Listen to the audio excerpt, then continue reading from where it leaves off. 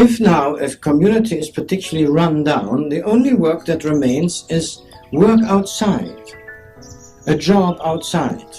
Well, there aren't enough jobs. So the only way for recovery is to take a community view and say we all eat bread, why don't we have a bakery?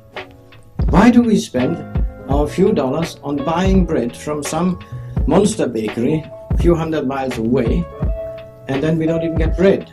We get something that's called bread, but we get some surrogates, you see. Why don't we bake on the spot? That would be a job. We have a requirement of clothing. Where do we get it from? We buy it from far away.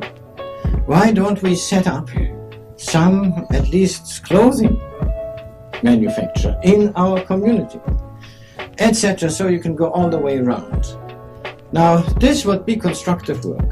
The only thing that would stand in the way is people saying, that would be uneconomic. Well, what is economic? What is uneconomic?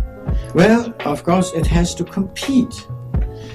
Maybe without some community consciousness, namely that it is better to keep people alive in the community, maybe without that it can't be done.